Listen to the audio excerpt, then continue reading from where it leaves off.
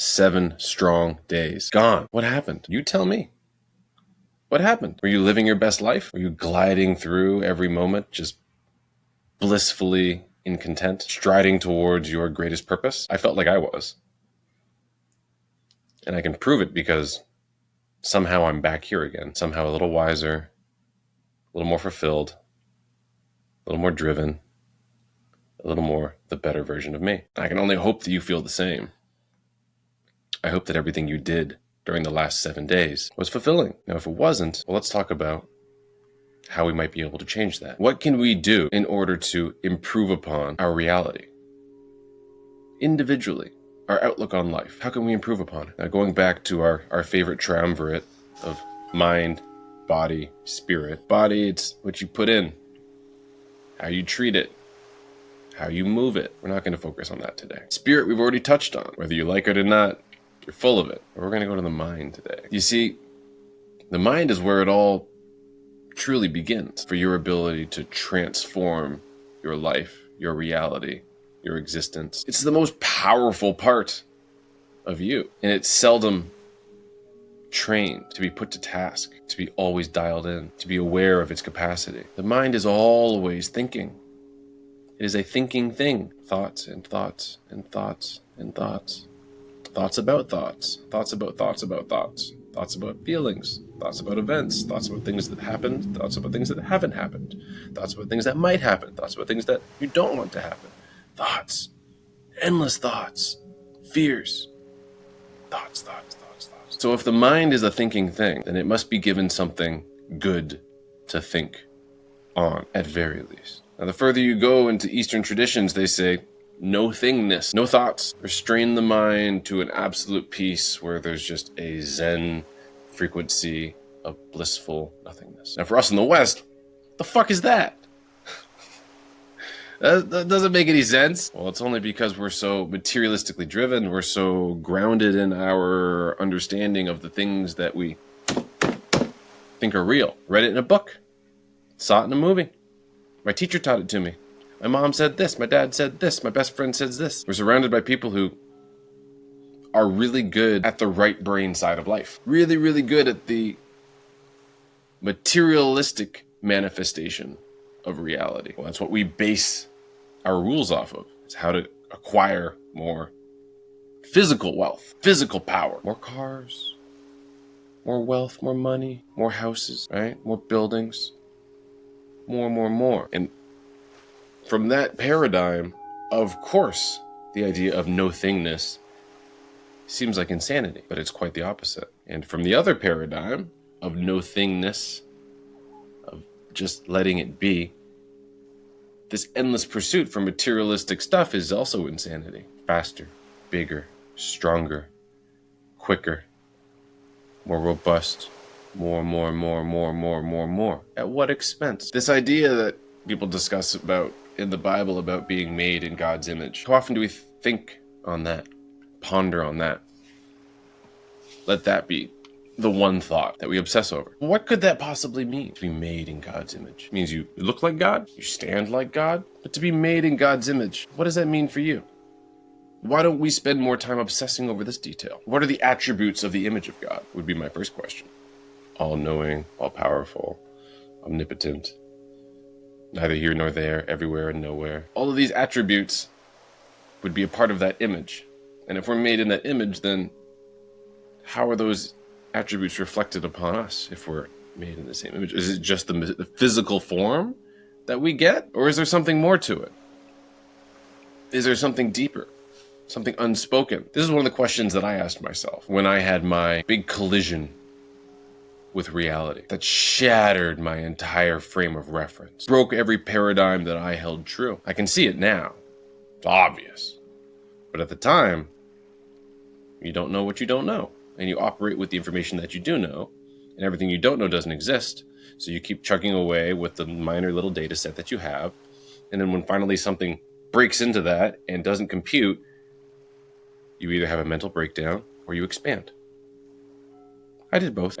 But the mental breakdown was systematic. It wasn't a collapse.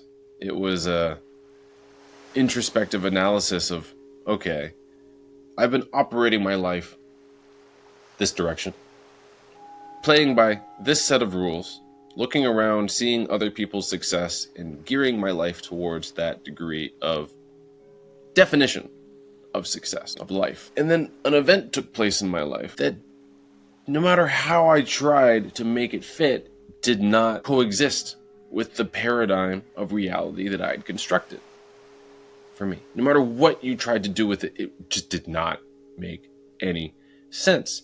However, it was true, undeniably true. It just didn't reconcile with what I had known about life, what I had been taught from my teachers, from my parents, what I'd seen in movies, what I'd seen on television, what I'd heard in music, all of my schooling, all of my worldly experience, working, making friends, relationships, and this new data crashed upon me. This new experience came with a force. An undeniable realization took place. And when that took place, there was a moment of deep humility. And for one of the first times, I probably said to myself, I don't know what the heck's going on. I don't understand this. I don't know what's happening. I'm not running the right code. Something else is at play here. Because if everything I've been doing is supposed to be right, but now this new experience, which doesn't fit in my paradigm, is clearly true, well, something has to be reconfigured. And this began my reamalgamation of myself, which led to these rise ups, led to a complete reconstruction of my life. I do not suggest this for everybody. Warning, warning, warning. It's good for you to know. I would have liked to know, but I wasn't reading the right books. I wasn't consuming the right media. I wasn't talking to the right people. I wasn't asking the right questions as I was following along. I was looking at the local brightest instance and using that to measure my success. Oh yeah, I want to be a consultant just like them. Oh yeah, I want to have a big house just like them. Oh yeah, I want to have a family just like them. But I didn't realize I had contained myself with these subpar limits. From my current standpoint, of course, they seemed like big lofty goals. Getting married, traveling, going here, going there. But they were like baby goals, like little tiny, like, just baby stuff. But from my perspective, they were so big, so grand. How could that be possible? How was everyone doing this? They knew something I didn't. They were living something I didn't, right? Or maybe they were just going through their flow and that's where they ended up, and, you know, grass is always greener, you don't really know what people are going through, all that stuff. But now, let's say after this experience that took place in my life, I began the mental breakdown, where I began examining all of the pieces of my own life and putting them under a very strict microscopic lens of where did this come from? Where did I first hear this? Who is sending me this message? Why would they want me to know this? Who does it benefit? Why is this being shared with me?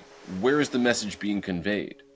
What is the medium on which this message is coming on? Who's paying for that message to get to me? And the more I looked, the more I observed, and the more I thought, the more I discovered, this isn't mine. This message wasn't for me. This belief is actually holding me back. There's so many other beliefs that I could have in the world, but why am I holding on to this one? 8 billion people on the planet. Everyone believes something a little bit different. Why am I choosing these weak-ass beliefs about myself? Limiting myself.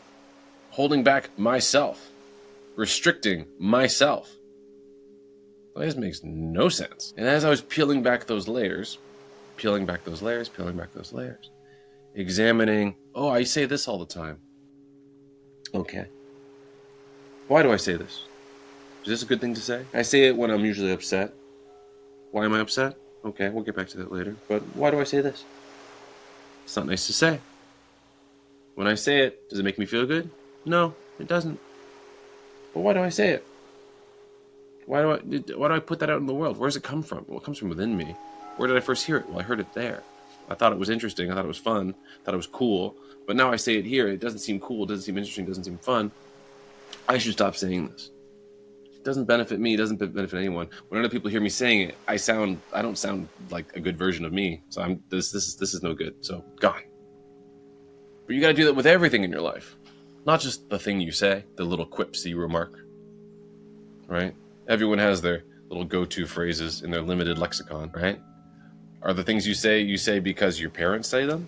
You just repeat what they say. You saw it in a movie one time. Sounded good, right? Read it in a book, maybe, right? Your favorite action hero says this. The comedian said that.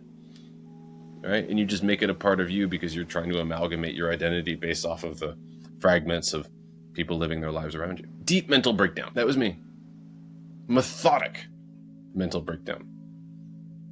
The irony is the method led to, well, actual breakdown. As I was breaking down my individual beliefs, my so-called desires, my attachments, my view of the world, I didn't have the full equation. I had the destructive part, but I didn't know what to replace it with. Fact of the matter is, I didn't know who Alexander was. Worse than that, I didn't know who Alexander, and the more terrifying thing is, who is Alexander going to be? So going through that deconstructive process and then realizing, well, I can have any belief, I can install any belief, I can pretty much bring forth anything I want in this world to me. I can do it, I can have it. It's mine. What do I want? What's worth wanting? And that question was the one that took me a year to answer. I had to remove myself from society to figure out what Alexander wanted, what was worth wanting. And in that process, I had to discover who I was, what I desired, why I came to this planet in the first place. Everyone's like, oh, that's really lofty, that's really big. Yes, I believe everyone came here for a reason. What is your reason? Do you know? Or do you believe that we're all just creatures bumbling around, trying to make the most of it, building societies and civilizations, blowing each other up, and it's all for nothing? I prefer the other end of the spectrum. There is a reason for it. God knows everything, there's a perfect plan, everything's unfolding, and as soon as you let it happen in the way it's supposed to happen, it happens. Once you accept it, once you realize it, once you recognize it, once you move towards it. But if you don't do that, last week we were talking about finding your own rhythm. This week, I guess we're going a little bit deeper into that. Who are you? Back to me. My question is, what is worth wanting? What is worth wanting? And I had no answer. Cars, like, why? Women, why? Home, why? Why? Big house, why? Big job, why? Big bank account, why? Traveling the world, why? In all those moments, I could think with my mind and be like, okay, I've done it. It's happened. Now what? For what purpose? Why? And I couldn't answer it with the knowledge that I had, with the experience that I had. I couldn't pull it together. So at some point, this impulse came and it said, you need to go to India. I've never thought about going to India, ever, in my 30 years. This one day, just, okay, you need to go to India. And when I went to India, the question I had, what is manifestation? What is it? Where did it come from? Who knows about it? Where did it first become a part of the lexicon? How long have we known about it, right? This is a belief set that people have. They say you can manifest things. And it's all about thinking positively and having vision, knowing your goal, moving towards it, repeating it every day, writing it down. The Secret. Everyone remembers The Secret. The Secret. The Secret. The book The Secret. The movie The Secret. I had avoided it for so long. I was like, this is too publicized in a weird, like, marketing campaign. I'm like, ugh. When I finally read it, I was critiquing it because I discovered for myself something that was true for me. Something that I had meticulously dialed down to a very clear, distinct science. Undeniable. Not the science where you can measure it, so pseudoscience. Call it what you will. But undeniably true for me. In my paradigm, in my reality, I could run a test and experiment and get a result. And I would do it over and over and over and over and over and over and over and over and over and over and over. And you start realizing the things I say, I get. The things I talk about, I get. How does that work? What is that? You start talking about good stuff, I get good stuff. I think about good stuff, I get good stuff. I talk about bad stuff, well, bad stuff happens. I think about bad stuff happens. Okay, I think we have like a general idea about how this is working, but how do I keep control of this thing? Making sure it says stuff. I'm constantly saying stuff, but like, how am I knowing I'm saying good stuff? Where are you speaking from is the first place. You speaking from your heart, or are you just blabbering, blah, blah, blah, blah, blah, blah, blah. That was me. Blah, blah, blah, blah, blah, blah, blah, blah, blah. Blabbering. Saying all sorts of nonsensical, silly, sounded funny stuff. And then what would happen? that silly, nonsensical stuff would happen. And I'd be like, why is this happening to me? If you stop and look back and realize those are the things you called forth.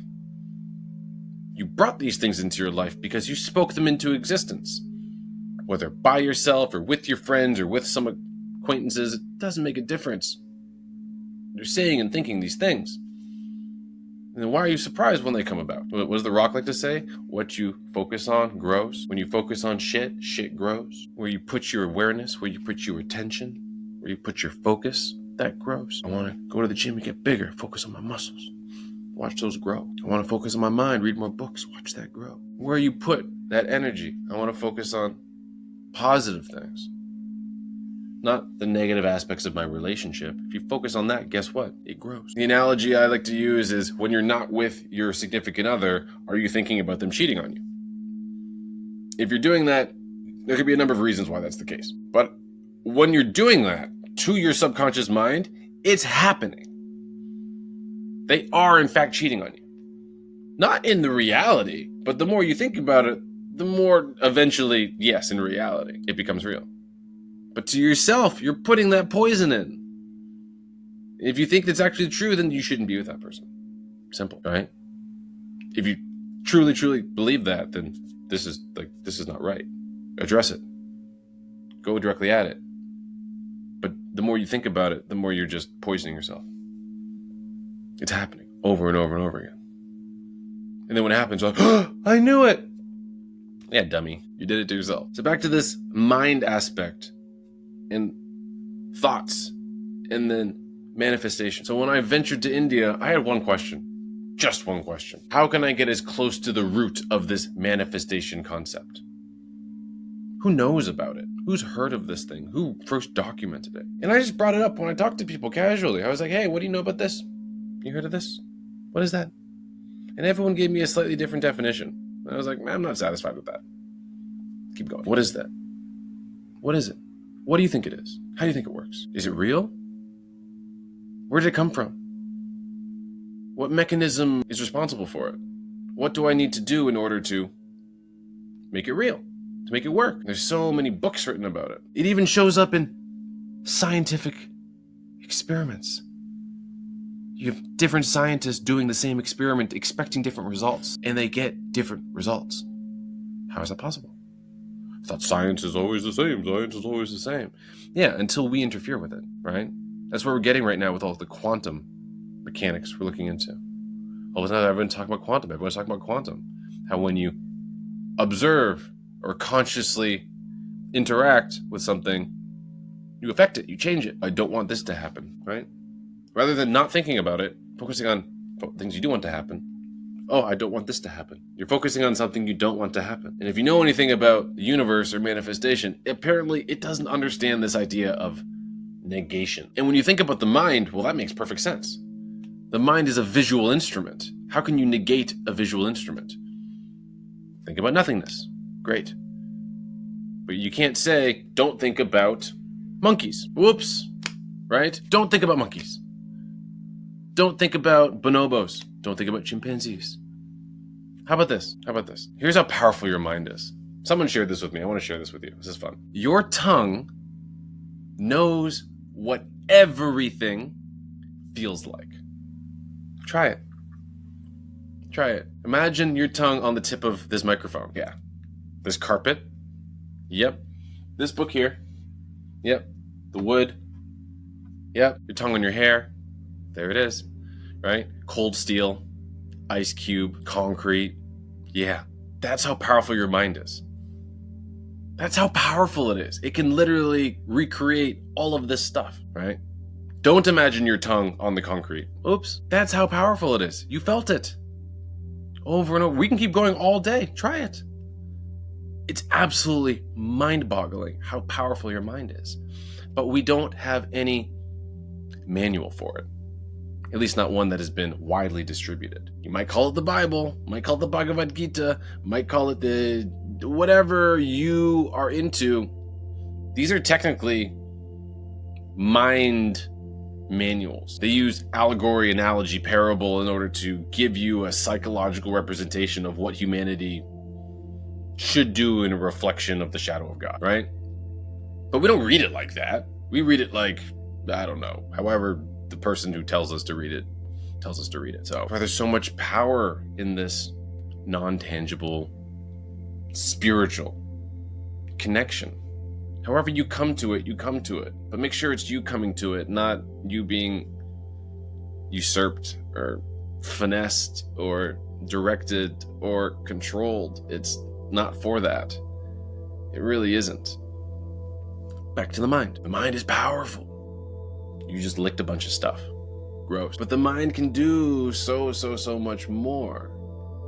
You have yogis who can control the beat of their heart, the pressure of their blood, their body temperature, just with this. No, that's not possible. Not for you. Limiting beliefs, bro. What beliefs do you have? What practices have you engaged in? How much time have you spent trying to figure this stuff out? Probably close to zero. Just never asked the questions. You never tried. You never thought it was possible. You were limited by that. I saw a demonstration. Sometimes social media gets you some good stuff. You know, I'm a victim to doom scrolling, just like everyone else who touches any of those applications. It happens. But every so often I get something back. So I'm like, well, that was dark doom scroll, but I got like this little tidbit of like stuff that maybe I can incorporate, or maybe I learned something. In this case, it was a demonstration about a bunch of fleas in a jar. The guy shakes it up and then puts it there. And the fleas are jumping and jumping and jumping and jumping and jumping, and fleas can jump feet, meters, jumping and jumping and jumping inside the jar. And after a certain amount of time, he opens the jar and none of the fleas jump out. Jumping and jumping and jumping and jumping and jumping. Ladies and gentlemen, limiting beliefs. All of those fleas have now been subdued. They've been habituated to jumping. This is how high I jump. If I jump, hit the ceiling, okay, jump. And when that ceiling is removed, there's no ceiling there because everyone else is telling you there's a ceiling there. All of a sudden, you never try to jump beyond that. Jumping and jumping and jumping. And all the fleas, you remove the top, all the fleas stayed. Jumping and jumping and jumping. That was me. And to some degree, that is also you. Jumping and jumping and jumping and jumping and not realizing you can jump as high as you want, as fast as you want. We have these limiting beliefs that are holding us back because of here. The mind has been constrained, it's been limited, it's been boxed. But we can get that back. We can get that back by first letting go of our limiting beliefs. How can we do that? Well, the easiest way to start doing that is stop limiting others. Stop limiting others. Stop telling people to not do things that you think they can't do. You can't do that. Say, go do it. Let's see it. I believe you. You can do it. When other people have success, to not be jealous, not be dragging them down, not supportive. Oh, you didn't deserve that. Because every time you do that, where did it come from? It came from you, your mind. Which means that that's your limiting belief that you're applying to them, not theirs. It's yours. So let that shit go. When you see someone succeed, identify the success. It's a great shame to not identify and appreciate genius. This is one of the greatest crimes I can see against humanity. The failure to identify genius and the failure to appreciate it, to let it continue. Shame. The next part is rooting out your own negative beliefs. This part came from a beautiful yoga teacher that I can't remember her name, but she said this one thing this one time when we were doing yoga, and I was like, wow, that's great. And it's the mental visualization of how is your mental garden? How is it? Is it full of weeds? Is it all wild? Is it just like bushes everywhere, overgrown, and just like, how is it? Bad thought here, bad thought there, bad thought here. Oh, don't touch that. Oh, that's poisonous. Or have you taken the time to do the pruning, to manicure and landscape your mental mindscape? In the work? You ever gone in there? Go, close your eyes. And now you're opening the door in front of you, and you're walking through to the beautiful garden of your mind. What do you see? What do you see? I'll go there with you. Oh, I see this little root here connected to that weed. Let me pull that out. Cast it into the flames. So here's my family. Let me sort of like form that up, you know? It was a big tree and it was kind of like decrepit. Let me prune it a little bit and make it beautiful. Oh, my beautiful family. There's work. Okay. And go through it. Find the weeds and get rid of them. I don't need this anymore. It doesn't help me. It's not serving me. It's not a part of my beautiful landscape, my mental mindscape. And the more you go and do that activity, it's like, oh, just cast it out. You're pulling little weeds, just like going to a garden. If you don't pull the weeds for a couple weeks, you won't have a lot of weeds. Months, years. But if you do it every day, a little bit of weed pulling, it's light work. The roots don't get too deep. This is just another exercise you can do to bring your mind back. It's more than just, always stay positive. It's more than that. It's about doing the hygiene in order to keep yourself dialed in. And that's something you have to do every day, making the good decisions every day. And with that, you start compounding. And with that, you start focusing. And with that, you start calling forth at light speed, because there's no distractions. Everything is focused, dialed in. So I'm in India with my question, what is manifestation? And I'm in my philosophy class. It's been maybe 4 or 5 weeks. And my philosophy teacher says, oh yeah, and then there's this one deity in Hinduism named Hanuman. And he has these 8 siddhis. I'm like, okay, whatever. He goes, these are known as obstacles. I'm like, obstacles? Tell me about these obstacles. And he lists them off. It's the ability to become lighter than light. The ability to become heavier than heavy. Heavy, heavy, heavy. Bigger than big. Smaller than small. The ability to call forth anything into your reality. And I go, what's that one called? That's manifestation. And I go, no shit. Who is this deity? Oh, Hanuman. He's half monkey, half god. Okay. All the letters for human. Okay. Half beast, half spirit. Is Hanuman us? Question. Are we Hanuman? Like, am I Hanuman? Ask yourself. Now, these are deities going back thousands of years in the Vedic texts, the Upanishads, Bhagavad Gita. And it's written there. This is a well-known, well-documented thing, but once again, everyone has a different interpretation of it. But for me, I was like, well, this is my one question. This is the first time it's come up. This is obviously the answer for me. And I went and pursued it. I continued asking questions. Everything else fell by the wayside. I was like, who is this? Who is Hanuman? Tell me all the stories about Hanuman. Why are the stories necessary? Because they are allegorically significant to help you decode the message. Message of what? How to keep this dialed in. How to make it work right. How to make it see good. How to align it with what it's supposed to be doing. What you're supposed to be doing. And you have a mind, but you also have a soul. They're like, what are these?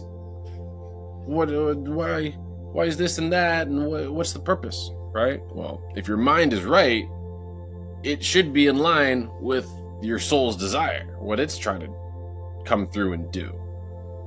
It didn't come here just to, maybe it did come here just to get wild and go on a rampage, be a heathen.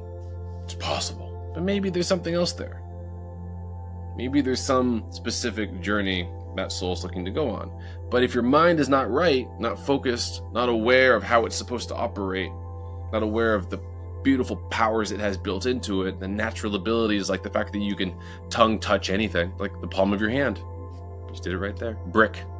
Yeah, amazing. It's almost like it's real. Is that magic? Any technology sufficiently far enough in the future is indistinguishable from magic, or any technology that you have no idea how it works is indistinguishable from magic. Anything that you do not know exists and understand the inner workings of is indistinguishable from magic. Yeah, it's magic. You just didn't know. Anything you don't know outside of your perception of reality doesn't exist to you. Thus, when you see it and it doesn't live inside your bubble, oh my goodness, that's magic. But it's not. You just need to go back to whose image were you made in? What does that include? Everything. Everything. It starts with an acknowledgement that you don't know everything. You can't possibly know everything. And the closest way you can get to know everything is actually to focus on the paradox of this. Is really frustrating, I know. No thing at all. Focus on the silence, focus on the void, focus on the space, focus on the light. And when you do that, you end up hearing your own signal. And then from there, you get insight. So today was about the mind, the power of the mind, and how the mind is where it truly starts for us. Having the right thoughts, having the right intention, having the right direction, being in tune and in line with yourself starts with thinking the good thoughts, controlling those with all the mechanisms that we've talked about. But the mind is a powerful and terrible thing to waste. Thinking that you know everything is the surest way to find absolute destruction. Thinking that you know better, you're in for a world of pain. And you get that pain, you're like, well, now I know. That's a cycle that's just a doom cycle. It repeats over and over and over again. Take care of your mind. Guard your thoughts. Listen for the impulse. Notice when your mind is not thinking the good stuff. Think of how that might be reflected from your environment. The food you eat, the people you're spending time with, the media you consume. How do you spend your time? You're watching the good things? The murder mysteries, right? The rap battles, right? Or are you consuming something more about you? Philosophy, history, educating yourself on more than just culture, but on the possibilities, the things that humanity has discovered to this point. Trying to realign yourself with who you are, who you came here to be. Not who someone else wants you to be. Not a consumer. You're way more than that. You're so much more than that. And with that, I bid you adieu. Have a wonderful week. See you all next week. We're done, Sophia. We're finished. We're all done.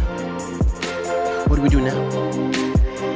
Right on the money. Right on the money. Right on schedule. Yeah, get a good stretch in. Get a good stretch. Get a good stretch in. What?